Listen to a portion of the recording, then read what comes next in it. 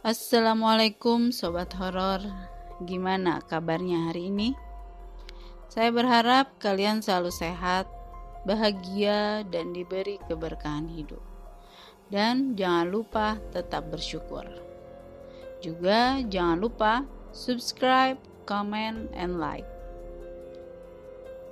Kali ini saya akan membawakan kisah horor yang saya dapatkan dari tulisan kisah nyatanya Mas Runan Handoyo.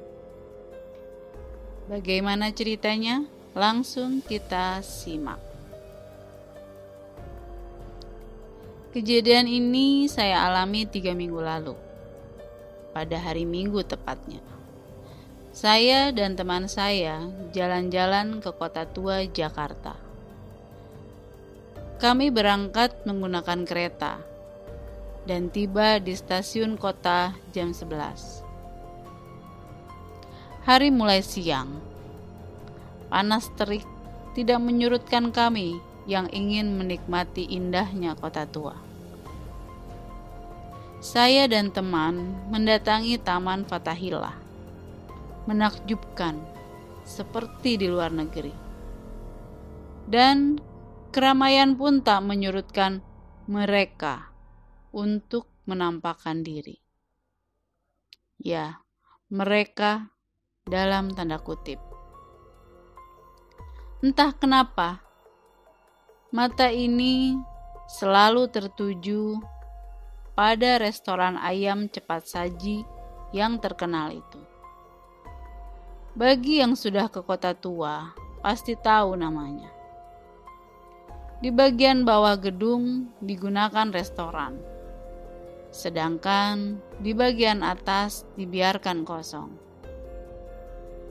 Ada bagian jendela di lantai 2 yang tidak ada kacanya, dan tidak ada daun jendela. Entah kenapa, seperti ada orang sedang berdiri di sana, memperhatikan keramaian. Mungkin merasa terusik. Aku perhatikan sosok itu menoleh ke arahku. Pandangannya kosong, tetapi ada rasa marah. Cepat-cepat aku mengalihkan mataku. Karena panasnya Jakarta, aku dan temanku memutuskan untuk memasuki museum itu. Lama aku berkeliling, melihat-lihat satu demi satu ruangan dan barang-barang peninggalan sejarah. Semua sangat menarik. Tapi ada satu yang membuatku sangat penasaran, yaitu penjara bawah tanah. Temanku gak mau ikut ke penjara itu. Tapi entah kenapa, seperti ada energi yang kuat menarik aku untuk masuk ke semua ruangan penjara. Gak tahu kenapa. Saat itu pengunjung ramai, tapi kenapa terasa sepi sekali? Karena rasa penasaranku yang begitu besar, aku langsung menuju ruangan tahanan yang berada di sisi sebelah kiri. Bayangkan, gelap, pengap, dan langit-langitnya begitu rendah. Masuk ke ruangan itu, aku seperti ikut merasakan kesedihan yang sangat mendalam. Seperti merasakan sakit.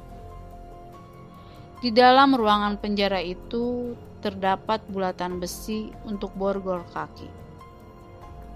Dan tiba-tiba aku melihat di sisi kiri penjara ada seseorang yang sedang duduk. Aku kira pengunjung, tapi kenapa nggak pakai baju dan hanya mengenakan celana petani? Badannya sangat kurus. Umurnya sekitar 20 tahunan. Firasatku bekerja. Ayo Nan, cepat keluar. Dia bukan manusia. Dengan tergesa-gesa, aku berusaha secepat mungkin keluar dari ruangan penjara bawah tanah itu. Saat hampir tiba di depan pintu penjara, aku mendengar suara laki-laki itu bicara. Apa salah saya sampai saya dibawa ke sini? Ya Tuhan, perasaan ini begitu kacau. Rasa takut itu tiba-tiba datang. Dan gak tahu kenapa, kaki ini seperti ada yang mendorong untuk masuk kembali ke dalam penjara. Benar saja, laki-laki itu masih duduk di situ. Dan dia langsung menatapku kembali. Dia bilang, "Apa salah saya?" Terlihat raut wajah sedih, tapi juga marah yang mendendam. Karena rasa takut yang sangat besar, aku berusaha lari kembali keluar.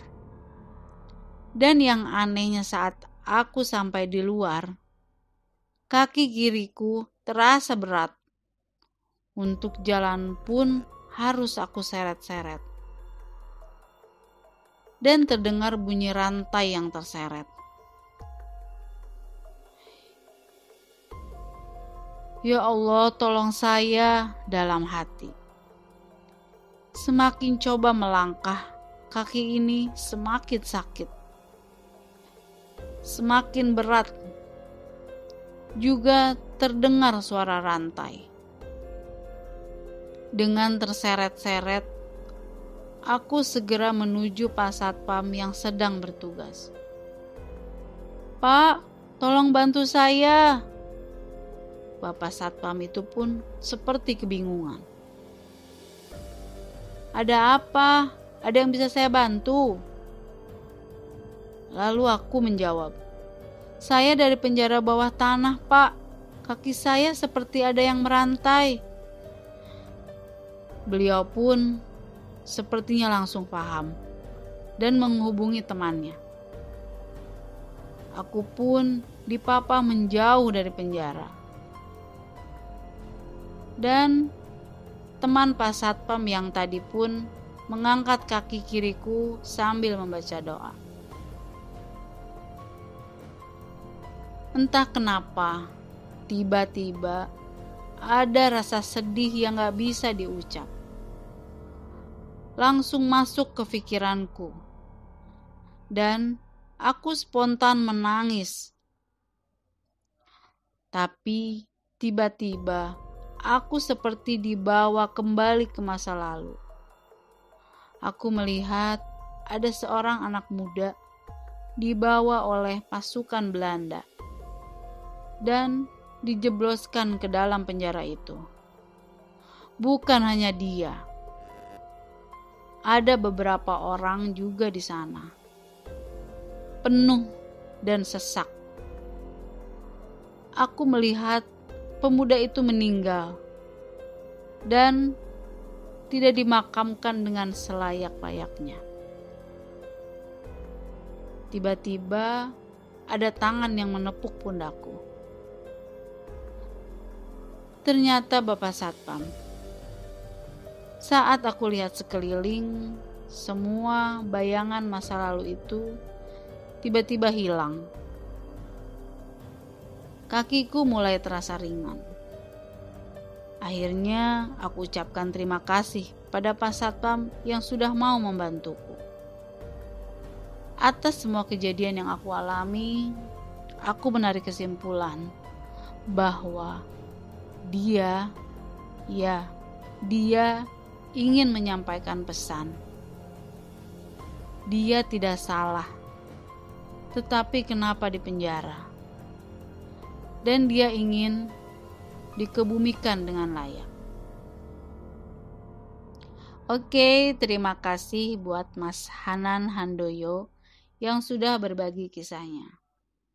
Dengan cerita ini, jangan menjadikan kalian takut untuk datang, karena Museum Fathahillah itu benar-benar indah. Bukti kemegahan pada zamannya. Dan terima kasih juga buat sobat horor semua. Tetap selalu jaga kesehatan. Buat kalian yang masih harus kerja dan bahkan sampai harus pulang larut malam, semangat terus karena kalian luar biasa. Sampai ketemu lagi di cerita horor selanjutnya. Tetap di podcast horor tengah malam. Wassalamualaikum warahmatullahi wabarakatuh.